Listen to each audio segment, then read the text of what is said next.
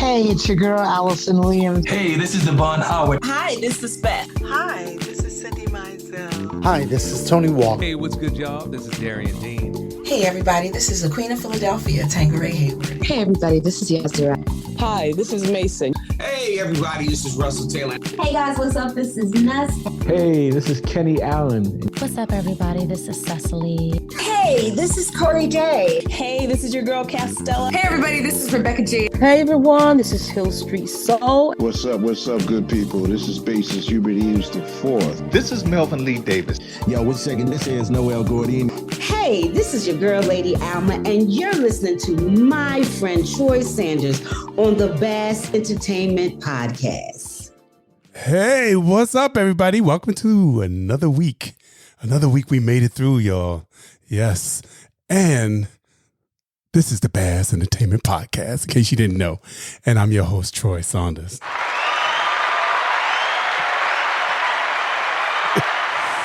Yeah, like I say every week, I got to give myself some love. You know? But I just want to tell you, I just want to ask you, first of all, did you enjoy the conversation with Noel Gordine? Yeah, that's a bad brother. And his new project is going to be off the chain. Yeah. And I'm still loving this new song with him and Kevin Ross. Thank you, Noel, for coming on and gracing us with your presence and having that great conversation with me.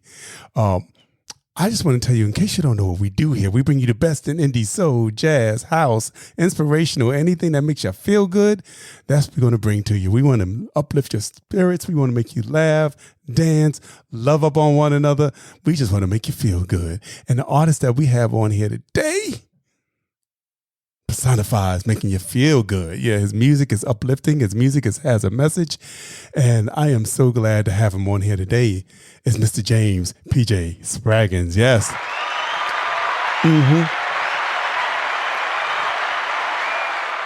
But before I tune Mr. Spraggins in, before I let him come on and start chatting with us, I'm going to play a little song from his first offering called The Light of Day. And I want to play the title song. Light of Day, y'all. Check it out.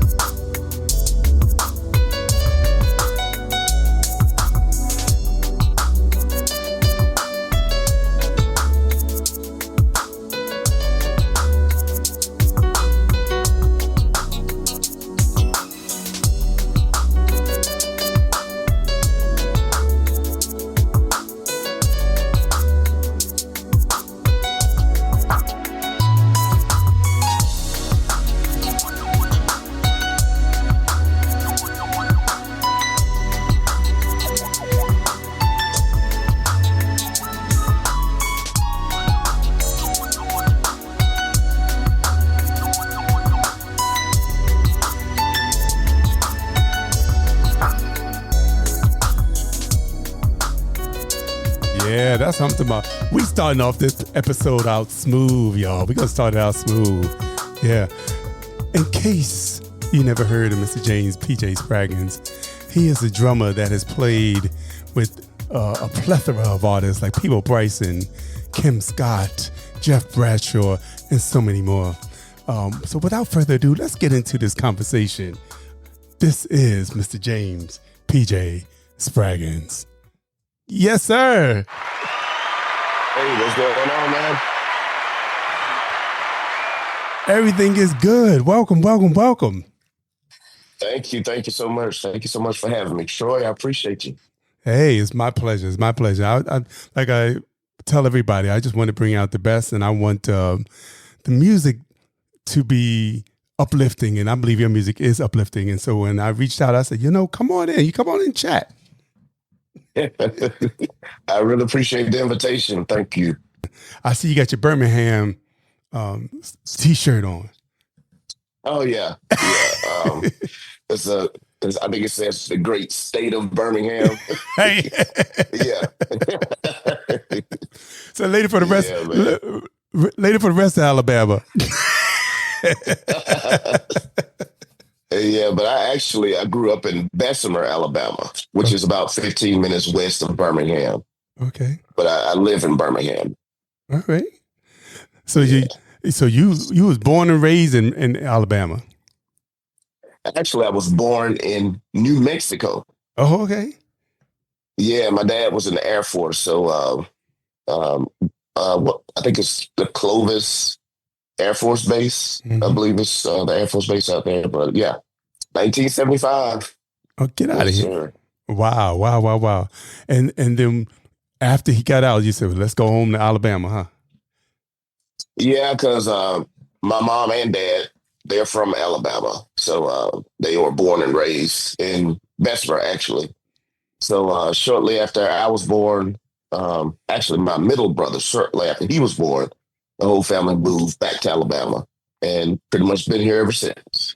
All right, now. So what was your musical life as a child? Were you because you play the drums, but I'm listening to a few albums and it seems like the whole family can do a few things here, and yeah. Yeah. So the earliest thing I can remember as it relates to music, I was sitting with my legs crossed in front of a record player listening to the Clark sisters, their record, You Brought the Sunshine. And I had on some really big earphones. And I think my parents still have a picture of that somewhere. I got to find it. But that's like my earliest musical memory. And my love for music pretty much started there. Well, you can't go wrong with the Clark sisters. Okay. Because I was sitting there right with you. I was like, ooh, these girls are singing. I'm like, what in the world is this song? Please, it still sounds good to this day, that song. Exactly. It still gets Classic you up. Music. Yes. And each one of them are bad individually, and put them all together, forget about it.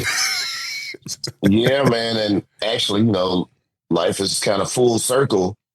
Even though that's the first thing I remember musically listening to, I've had the pleasure of playing with the Clark sisters,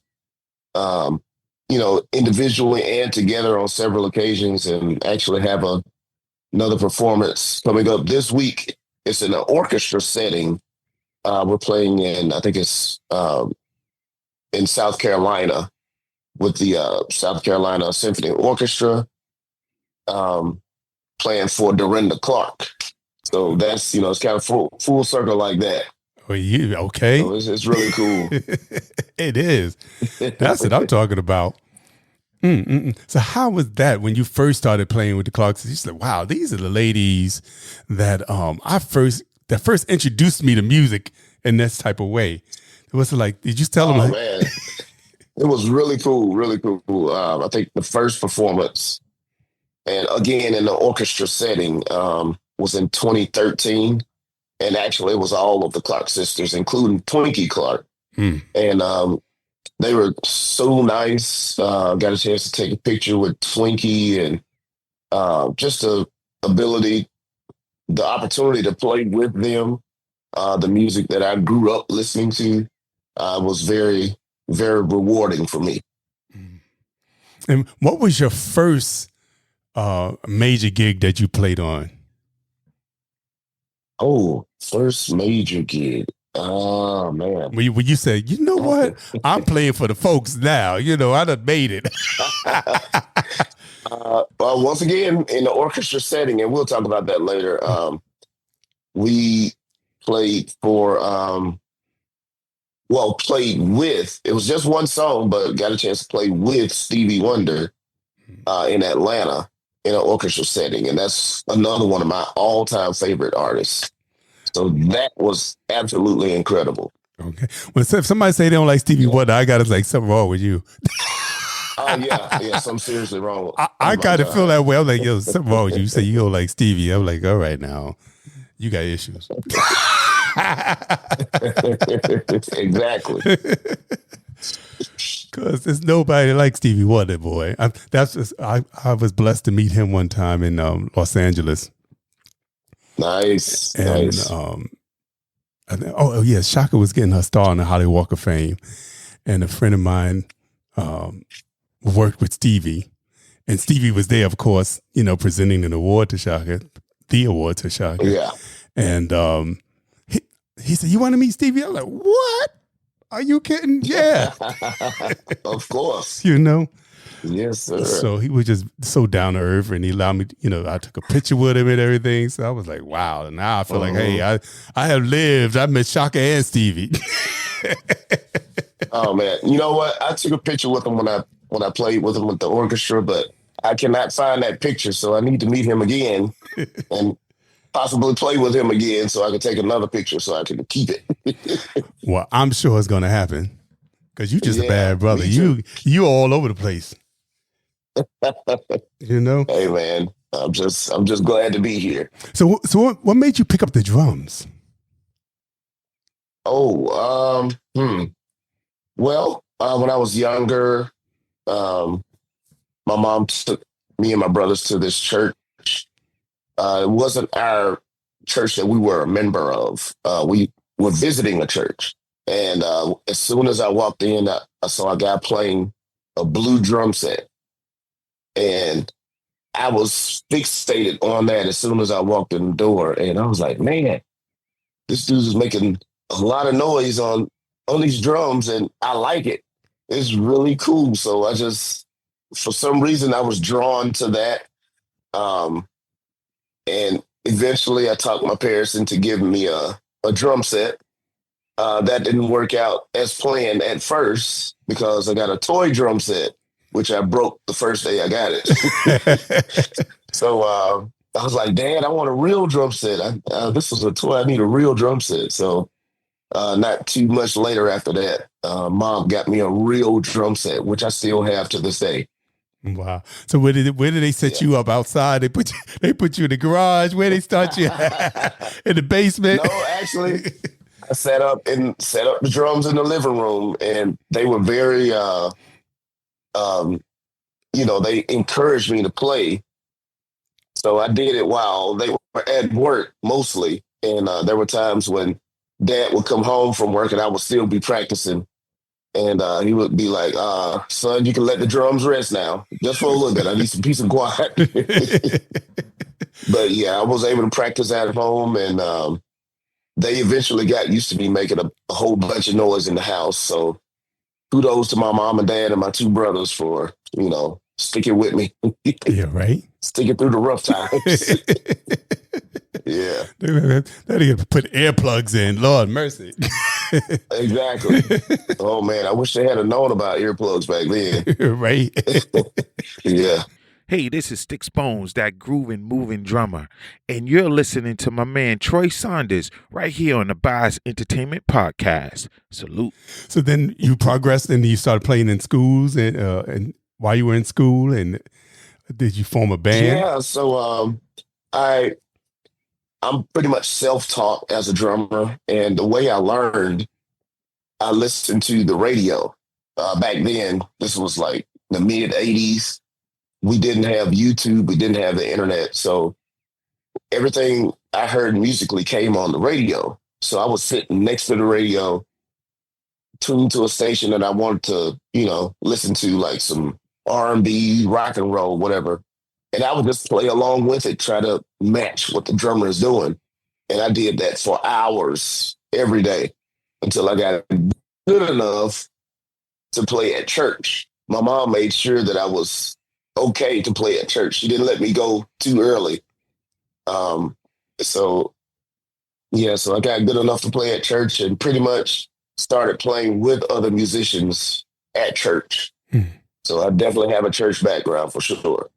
And how old were you when she said, all right, you good enough to play at church now because you ain't going to embarrass me?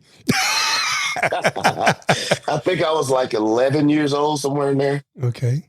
And of course, you know, kids today, they have the internet, they have YouTube, so they can learn how to play drums at a much earlier age. So I've seen kids nowadays, they're like 2 and 3 years old playing really good. Yeah. You know, at least keeping a good beat. So it's very encouraging to see that.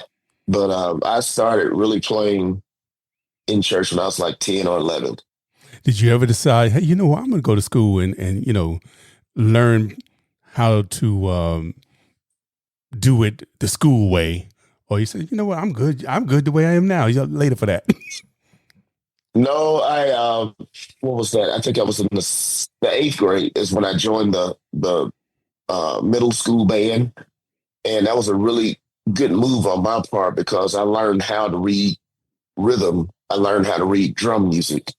And that has been very helpful for me in my career, which is enables me to play with an orchestra because you have to read music and you have to be able to know how to follow the conductor in that setting to be able to play in that setting. So my beginnings as a band student, that really helped me out. And I find that drummers also make the best musical directors. Sometimes a lot of musical directors are drummers, or yeah. So I guess because they know how to put everything together. You know, their drum, yeah, exactly, is kind of is what holds everything down. That's right, and you know the drummer.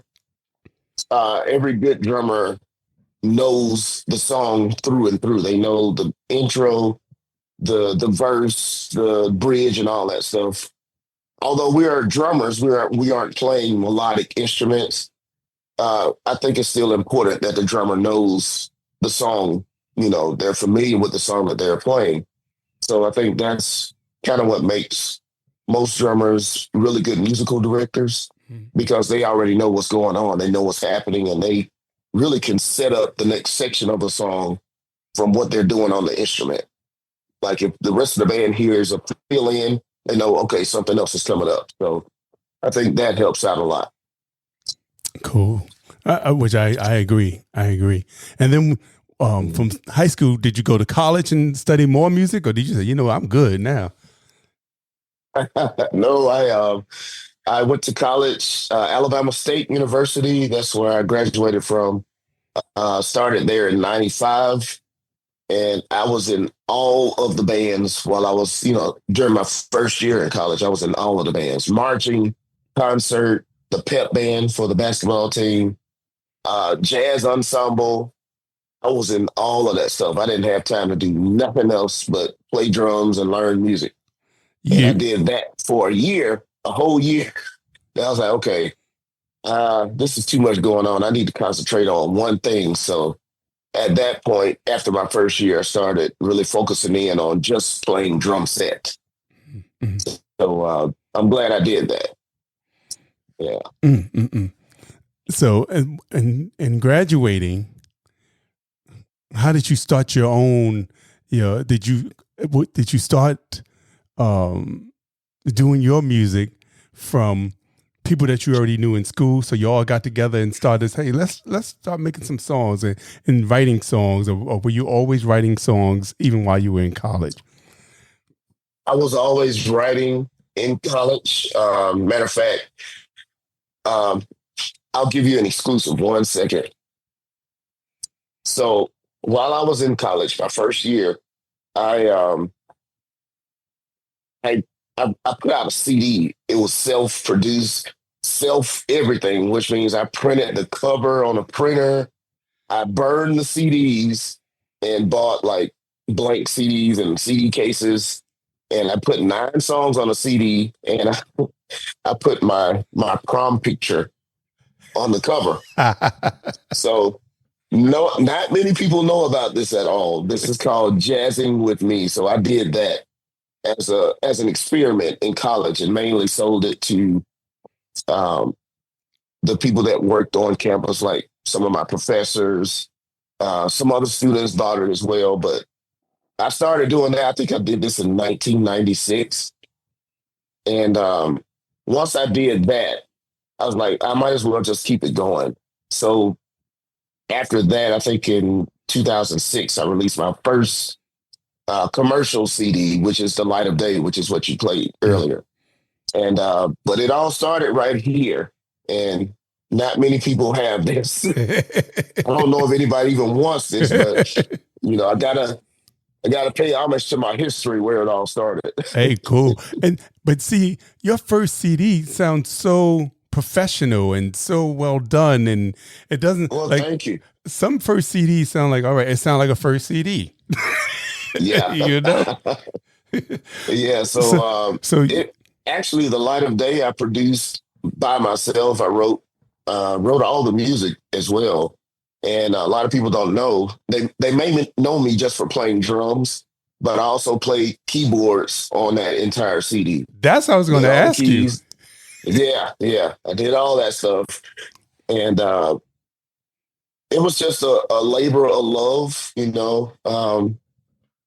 This, starting with this one, it gave me the confidence to go ahead and continue to write and try to get better at what I was doing and get better at relaying my thoughts musically. And I just had fun. I still have fun doing it. And, I think that's the main thing about it. Have fun doing it. I wasn't doing it for money. It was because I love music. I love making music. And my thing is I wanted other people to experience what I was experiencing while writing the music. Well, you know what? Let's play Nocturnal Drive on there. Because that's the hit from that CD. Right. So I said, I better play that because people are like, wait a second. Maybe you didn't play my song. So we're going to play a little Nocturnal Drive on this. Okay. So check this out, y'all. If you don't know it, I know you're going to love it. And all this music that I'm playing, you can go to PJ's website. You can purchase the CD. He still has them all on CD. So still have all CDs available. I have 4. I'm working on my 5th CD. But all my CDs you can buy on my website, or if you're not in the CDs, everything is on the streaming outlets. Spotify, iTunes, Pandora, and go there and get them. I'm gonna tell you, don't go over there and get it. Go get the CD. Get the man some money. They ain't not giving him no money from streaming. If you buy a CD, that goes right in his pocket. Yeah. So go. It's good to stream it if you're going to stream it because you want it on your phone while you in the gym or whatever. Blah blah blah blah blah. But if you get the CD, it helps him to provide you for more music in the future. Amen. Well, that is true. So this is Nocturnal Drive, y'all.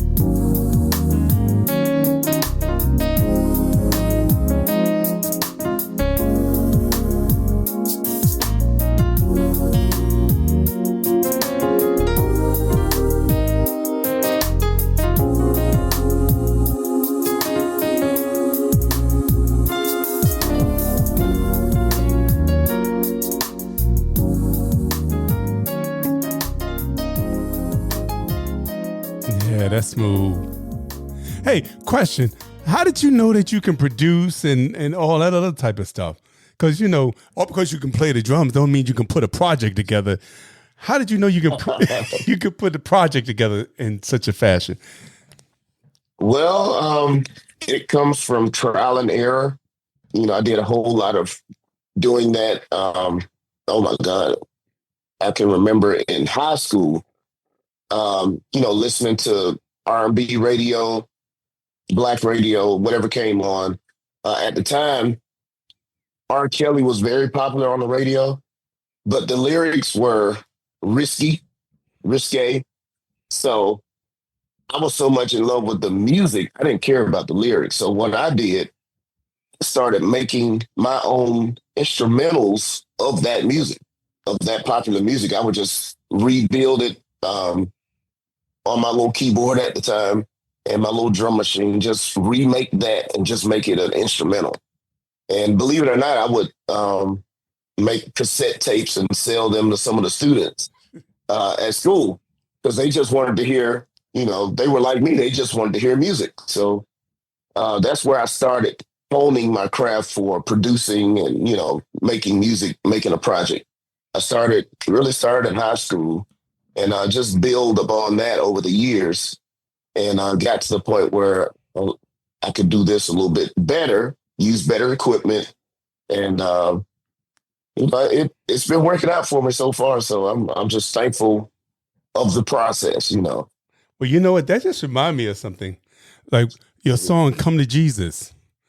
The music that you're using is Tender Love by Force MD. It sure is. It sure is. So, oh man, I got a story about that. All right, we're good. Should we play the song or should you do the story first? Let's see. You can play the song first and then we'll do the story. All right. This is Come to Jesus, y'all. And when I heard, I said, hey, that's Force MD's up in there. So check this out. So I felt it's only fitting to play it after you said what you just said. Yeah. I'll give you the story afterwards. I know a man named Jesus. He's my savior. He came into my life and gave me love. I am so glad he found me. Before it was too late, he brought me out of sin and he gave my life a whole brand new start.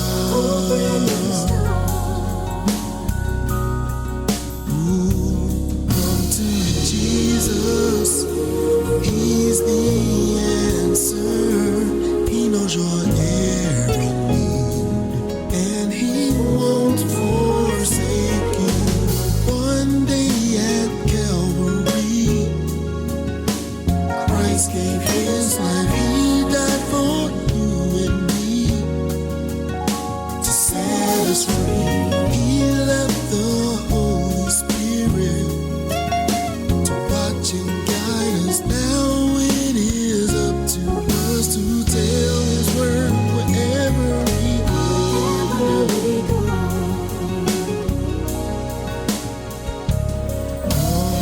To Jesus, he's the answer. He knows your every need and he won't forsake you. No, he won't.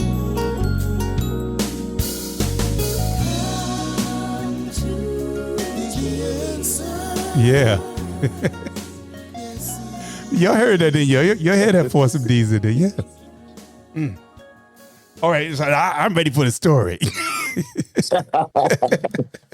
Yeah, man. So, all right, rewind time back to probably 90, 91, 92. I was in junior high school, I believe. And I was around the age where I was interested in girls. So there was this young lady that lived in my community. I had a really good crush on her. So at the time, my mom and dad worked during the day. And so when we got out of school, me and my brothers, we were home by ourselves. But so because I was interested in this young lady, I went down to her house. And mom, she found out about it. She was like, "Don't you be going down that girl's house no more." So, of course, I'm a knucklehead boy. I didn't listen. So this particular day, I went down our house, but I got back home. I made sure to get back home before my mom got home. And my mom, she's very spiritual, she's very religious. So I was like, okay, to keep her from asking me if I went down this girl's house, I'm going to write a song. I'm going to write a gospel song.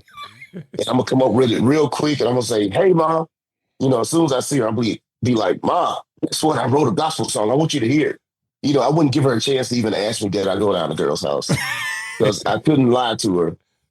So it worked for a short period of time. So I came up with that. Basically, I reworked the lyrics to "Tender Love," played it myself, tried to put a different spin on it, and sung it in the melody of "Tender Love." So mom, she loved it.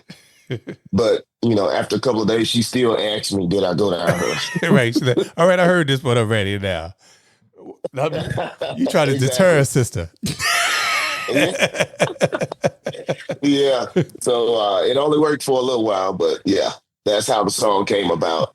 But I still remembered the song from when it happened, how it came about in 91, 92. So I put that song, it's on my second CD, Pure Logic. And then I think it's the last song on that CD. So, and that is me singing, by the way. Trying to sing. I was going to tell the people, I said, now, that's PJ singing too. Okay. And not only, of course, not only that, as an adult, it has a different meaning now. Okay. But, I was going to say, not only that, but he got the whole family on it. I see Tracy is on there and Derek and who else you got on there? Daryl. Let's see, my brother Daryl Spraggins. He's singing our version of "Latest Greatest Inspiration" by Teddy Pendergrass. Yep. My brother Daryl is singing that, and my brother Derek, he wrote a rap on "Made a Change," and that's my cousin singing the hook on that too. All right. So yeah. Pure Logic was a family affair. Yeah, it's a family affair. Everybody was in there doing it, a little something. Yeah. Is everybody going to come out and do something again? Or do they still work with you? Well, my wife now, she is singing background vocals on one of my latest singles, "Move to the Groove." When the song gets to the end, you hear a female voice singing in background. That's my wife, Jo Carroll, on that. So, and that's doing really well, by the way. Yeah, it's a bad record. Yeah. What are you talking about? Appreciate it. And need to do well. Shoot. Hey, this is soul jazz recording artist Frank McComb. Y'all check out my man Troy Saunders on the Bass Entertainment Podcast, Listening Experiences for the Indie Artist Aficionado. How did you wind up, because you've been in Alabama, how did you wind up reaching out to like the Frank McCombs and Jeff Bradshaw and playing for Peebo Bryson and all that type of stuff? Did they hear your CD and ask you to play for them, or how did that all come to be? Oh man, most of that was most of those meetings were pretty much word of mouth. I know with Frank McComb, I was part of a house band in St. Lucia. We did a couple events in St. Lucia where I was part of the house band, and Frank McComb was a guest artist doing a show with the house band. So of course, in those situations, the house band has to learn the music of the artist ahead of time. So when they get there, we can all rehearse and then do the show. Well, this particular time when Frank McComb got to the rehearsal, we were going over his music and he really liked the way I was playing. So much so to the point where he just yelled out, "Man, that drummer show is funky." So we kind of hit it off from there. That happened in, I think it was 2011. So we kind of hit it off from there, been in touch, been really cool ever since. And man, he is such a talent on keys and vocals. He is just a mind-blowing artist. Yes, so he is. Naturally, if I play with somebody at some point, because I write music, I'm going to ask them if they would, play on some of my stuff. And most of the time they say yes. Because you bad. What are you talking about? Oh, man. And then Frank is such a cool, down-to-earth person. Most definitely. Definitely. And he's funny and engaging. Yeah. So, I mean, please. I remember I saw Frank McComb for the first time in 1999. He was the musical director for Shaka Khan. Mm-hmm. And wow. she would go out and change, and he would do a Donny Hathaway song. Yeah. And I was like, who is this brother right here? Because he's insane. And with later on that year, because that was 1999. Yeah, later on that year, his first album came out, Love Stories. And I was like, I had to go get it. That album is incredible. Isn't it though? Oh, yeah. Oh, yeah. But yeah, the person that facilitated that, the St. Lucia thing where I met a whole bunch of different artists, including Frank McComb, is a really good friend of mine. Her name is Tracy Hamlin, vocalist. She was the one that facilitated that whole thing. And also, she was also the facilitator in me playing a show with P.Mo Bryson back in 2023. So it was really about, relationships and who you know and who knows you, and, you putting out having a good reputation for learning people's music. Stuff like that will travel in the music world because it's very small. The music community is very small. People will know about you if you're a good player, and they will definitely know about you if, you're not a good person. So, right. Yeah. You have to be mindful of that. That's what Frank was on the podcast, and he would say that. He said, you know what? You just got to make sure you have positive vibe, positive energy, and all, everything would come out. People know. Yes, sir. Most definitely. So, matter of fact, let's play that song with you and Frank McComb, 70 times 7. Yeah. So that's an original song. I wrote the music and produced it. And I wanted Frank to play lead synthesizer. So that's him playing that lead synth, and he's just amazing on it. So, yeah, this is 70 times 7. Well, Frank's style immediately. So once you hear that synthesizer come, you say, that's Frank McComb right there. Exactly. Because it has a sound written all over. It's him. Mm-hmm. So yes, sir. Check this out, y'all.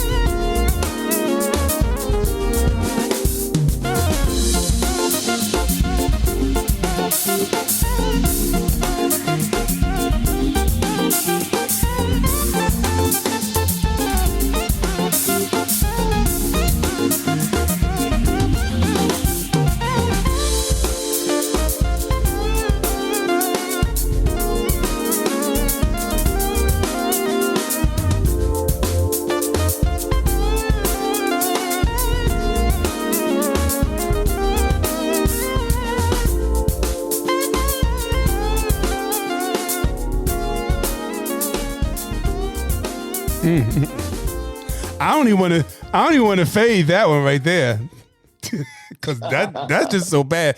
And the timing on that is unique. Yeah, so it's 70 times 7. It's The timing is in 7. Okay. 7/8. And I love playing songs in odd times like that. You know, everybody knows 4/4 is danceable. But to me, it's really cool when you can make an odd time signature danceable. Yes. Or make it relatable to the average person. So that's what I tried to do with 70 times 7. And I think a lot of people took to that one. They play it a lot in Atlanta, Georgia.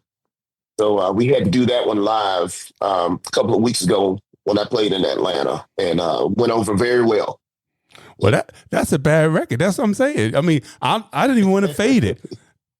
You know? Yeah, we had fun with that one. I love the changes, and I love unique sounds. You know, so that's what drew me to that song right there. I'm like, that is just unique right there. That's not your average time. You have to pick.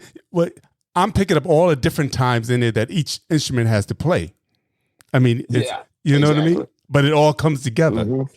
You know, man, I was very very surprised at how it came out, because that was my first trying something like that in an odd time signature. So I played bass and the keys on that one, and when I sent it to Frank McComb to play synthesizer, I was hoping that he thought it was good enough for him to play on. And thankfully he did, and he killed it. So that made me feel really good, because he played on it. That meant that he was fine with how I did it, how I, constructed it. So that was very rewarding to me that he played on that. Well, like I said, I love it. I love it. Ooh, thank you, man. You got, and in case y'all didn't know, that's off his album "Time to Heal." You know. Yeah, that's album number 3, "Time to Heal." If you notice, we hitting a little bit of each album. Yeah. This is David Sylvester, and you're listening to Troy Saunders on the Bass Entertainment Podcast. You know what? You are always doing music, because even though you don't have a full album out, there's always singles being dropped, and then you put them all on the album. Like the next album. Exactly. Yep, that's what I do. Right now I have 3 singles that are out, which started with Metamorphosis, which came out last year, featuring my good friend Phil Davis on synthesizer. One of my favorite producers of all time, Phil Davis. That's doing really well. And one of the most recent is, we just talked about it earlier, Move to the Groove, which is another song that I wrote and produced. I actually wrote the lyrics to this one. And I got my good friend Cedric Draper singing vocals on that. And I think he's from Macon, Georgia. The guitarist, Jordan Love, who's featured on Move to the Groove. So Cedric Draper is from Huntsville, Alabama. Jordan Love is from Macon, Georgia. So that one came out really well. I don't know if you're going to play that one at all. I'm going to play, yeah. But, yeah, of course I'm going to play. What are you talking about? But it's funny how that one came about. To give you a quick story. So I got remarried about 5 months ago. Congratulations. And while we were dating. Oh, thank you. While we were dating, my wife, my then girlfriend, but now wife, she wanted to know if I was working on any new music. And I was working on some stuff at the time, so I let her hear, some unfinished stuff that I was working on. And it seemed like every time we went somewhere in the car, she wanted to hear this particular song because she liked the beat of it. And that's all it was then. It was just the beat, and, it was unfinished. It never failed. Every time we got in the car, she wanted to hear that song. So after about 5 times of this happening, I was like, I might need to revisit this, because I actually started making the track about 6 years prior. And I just made it and just left it alone. Fast forward to when she wanted to keep hearing it, I was like, okay, I might need to bring this back up and finish it. So it's because of her persistence of wanting to hear it that Move to the Groove came to be what it is now. and it was released a little over a month ago, and it's already doing extremely well on the streaming outlets. Last time I checked, it's over 200,000 streams on Pandora, and it's only been out maybe, I think, 6 weeks now. So I'm glad I listened to the wife. Okay. She got a good ear. She got a good ear. Yeah, she has a fantastic ear. Oh, my God. So, without further ado, we might as well play Move to the Groove, baby. Yes, sir.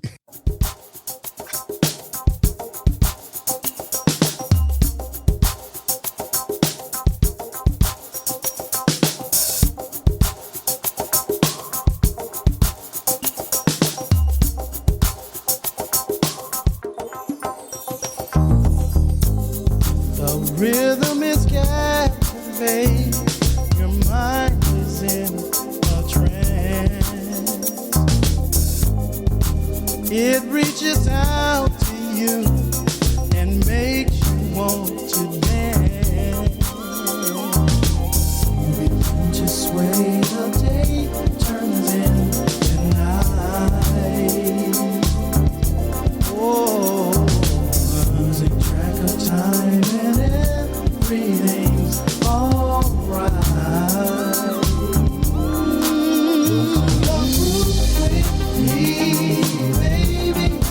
Move to the groove with me, baby. Please, darling, don't you say, baby. Move to the groove with me.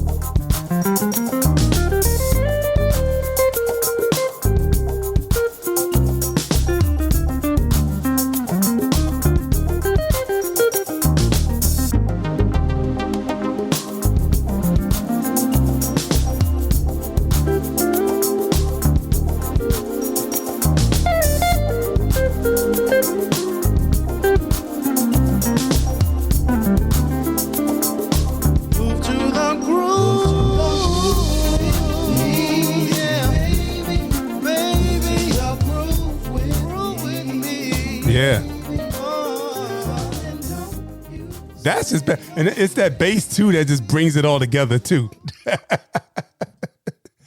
That bass brings it in too. That boom ba-da-dum. Yeah, I love it. So yeah, that's just, yeah, man. That so you like the bass on that, huh? Yeah. Cool. And who's singing? Cedric Draper out of Huntsville, Alabama. All right. Fantastic musician. He's also a phenomenal pianist as well. But I heard his voice on this song. So I sent it to him, and he just blew me away with the vocal arrangement that he sent back. So happy to have him on this project. And this, basically, I told you earlier that I wrote the lyrics to the song, and it's basically it's how I feel or what I feel when I see people dancing to my beat as a drummer. So that's what the song is about. How I feel when I see people dancing to my beat. So try to keep it simple like that. Right. Just move to my groove, baby. Yeah, that's it. That's it. It makes total sense. Sir. It makes total sense. Hi, this is Melvin Lee Davis, and you're listening to Troy Saunders on Bass Entertainment Podcast. Come on, get you some. I want to go back to Stick to It just for 1 second. Stick it out. Stick it out. Oh, yeah, excuse me, Stick to It. Stick It Out, the album. And I feel like I got to play Bounce Back. All right. That's a good one. I gotta play. I want people to hear Bounce Back because it's funky. It's got a little groove to it. I mean, I love it. So, and I feel like I gotta play something from that album because I want to give people a little bit of everything, a little something from each album. Okay. All right. Good deal. Yeah, I released that as a single in 2019, and as you were talking about earlier, I released singles and then put them on a whole album later. That's what happened with Bounce Back. So hope you guys enjoy it. I know you will.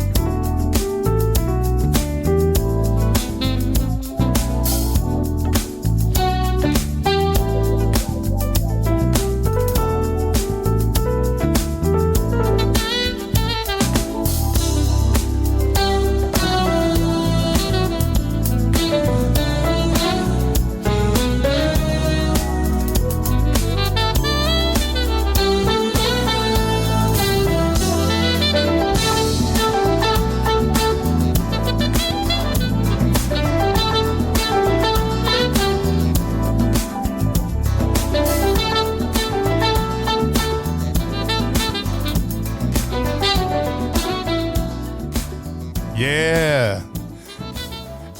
If y'all don't like that, you're listening to the wrong show. Because that's just bad all the way around. Just bad. And that's off the 2023. I appreciate it. No, my pleasure. But sure, I appreciate you for making such great music and letting people know there's still good music out there. Yo, people keep saying there's no good music out there. There is good music out there. You know, you just got to just got to look for it. It's out there. Yes, it is. So, and that's the 2023 album. Stick It Out. I don't know why I want to say stick to it. Same thing. Right. Same thing. Stick it out, stick to it, stay with it. Yeah, you know? All that. Oh, man. So right now, it looks like you are 3 songs into the new album. You got Metamorphosis. Yes, sir. You got what we just Move played. to the Groove. Move to the Groove and High Five. High Five. That's the brand new single that just came out about 2 weeks ago. Friday, it'll be will have been released 2 weeks ago. This coming Friday, and that features my good friend Ollie Silk on piano. Ollie Silk is from the UK, so I reached over the big pond to get a helping hand from my UK brother Ollie Silk, and he did an absolutely phenomenal job playing the piano part to this. Well, you know, he a bad brother too. Yeah, he sure is. Oh my God. He's a beast also. So, I mean, you can't go wrong. You put you two together. Yeah, man, it was fun making this one. Also on bass on High Five, my good friend Sean Michael Ray, and another good friend of mine who Sean and I play for, Eric Essex. He's on rhythm guitar on that song. So it's a fun song, and thankfully it got picked up by Sirius XM Watercolors what was that? Almost 2 weeks ago. So really happy about that. first time any of my music has ever been picked up by Sirius Satellite. So really, I'm very excited about it. Yeah, first time. Wow. Yeah. I would have sworn Bounce Back would have been on there and a few other ones. I was hoping that they picked Bounce Back up, but they decided not to. But, everything happens when it's supposed to happen. So I'm very excited they got High Five. Okay, better late than never, y'all. About time you wake up and open up your ears. That's from me. That ain't from PJ, so don't get mad at him. Oh man! So what is the plan? What are you doing next? You got some shows coming up. It's summertime. That's when all the shows come out. Yeah, so I did my first show of the year 2 weeks ago in Atlanta. I have another show coming up here in Birmingham, actually. Lately, I don't get a chance to play a lot here in Birmingham. I'm always going out of town to play, but doing my first show in Birmingham this year is at Steel City Jazz Festival, June 6th. I think that's a Friday. So looking forward to that. Got some other stuff coming up later in the year. Doing a show at Middle C Jazz in November. And in between, being that I'm a drummer, I still get calls to play with a lot of other artists. So I'll be doing a lot of that coming up. Got some shows with saxophonist Kim Waters, shows with my friend Kim Scott, Eric Essex. So it's starting to get real busy for the summer months. So I'm just glad to be doing what I love to do. It's a blessing. I know that's right. And you do well. And now, if anybody wants to keep in contact with you, they can go to their website, of course, and see what you're doing. And they can go to your Instagram page. Yes, my website is www.jamespjspraggins.com. And I usually post my tour dates there. But you can also buy all of my music on CDs, and you can download it from my website. Just follow the prompts on the website. Also have T-shirts for sale with a QR code where people can scan. You can share with other people my music. I would very much appreciate that. It's very much a conversation piece at airports. If you have that on an airport, somebody's going to scan it and somebody's going to ask you about it. So be prepared. But anyway, you can get all that stuff on my website. And you can find all my music on all the streaming sites, Spotify, iTunes, Pandora, Amazon Music, all those places. Just type in James PJ Spraggins and it'll come up. And thanks so much for listening. Thanks so much for your continued support. It means the world to me. And thank you, Troy, for having me on the show, man. This has been a blast. Thank you so much. Oh, my pleasure. Now, I'm going to ask you this question. It's a new album. You plan on putting it on a vinyl? Because there's a lot of vinyl people out there nowadays. People are buying that vinyl and albums again like they used to. Yeah. So the new album will come on vinyl, and because we're getting close to the 20th anniversary of the release of The Light of Day, that's going to be put on vinyl as well, because that never was put on vinyl. So there's a lot of people been asking me specifically about The Light of Day. Is it available on vinyl? So working on that. That'll be available on the website coming very soon. All right, I'm there because I've been buying my vinyl, baby. All right, I got you covered, man. I am there. Shoot. I just want to tell you, thank you, man. Thank you for coming on. I mean, it's been a pleasure. I hope everybody enjoyed this show. I know I did. And I just want to tell you all, please, thank you. It's been 4 years I've been doing this podcast. Thank you for following me. Thank you for uplifting me. Thank you for spreading the word. Because like PJ says, he does it out of love. I do it out of love. I love music so deeply. I mean, that I feel that I have to do this. It's like one of my callings. it's a calling to do it. Yeah, it's definitely a calling. So if you want to follow me, don't forget to go to Bass Entertainment, BAAS Entertainment.com. Or you can follow me on Bass Entertainment on Instagram, Troy Saunders on Facebook, Bass Entertainment Listening Experiences for the Indie Artist Aficionado. That's a long title there. But that's on Facebook also. Just type in Bass Entertainment, y'all. I'm also on TikTok. I got on TikTok. People say, you know what? You need to go on TikTok. And I thought it was just a whole bunch of people twerking and stuff and acting crazy for the young kids. But I went on TikTok and I'm getting a lot of love on TikTok. I mean, you reach out to a lot of people. A lot of people check you out on TikTok. So check me out on Bass Entertainment on TikTok. And where else am I at? I think that's I took my stuff off of X. I ain't trying to deal with him. Yeah, I hear you. I totally get it. I get it. And so thank you all. And continue listening. Every week we got somebody new. And check out my Bass radio show. Don't forget the radio show on urbaninfluencerradio.com. I come on at 11 p.m. on Mondays, Eastern Standard Time. And that's 8 p.m. Pacific Time. That's also 10 p.m. Central, 9 p.m. Mountain, and like we said, 8 p.m. Pacific. And also, I come on again, it repeats again on Fridays. On Friday, the show that on Mondays, because it's late. Some people ain't, trying to stay up late. Friday, I got, the ride home time. Yeah, so check me out on Friday at 6 p.m. Eastern Standard Time as you in that traffic and your pressure's going up.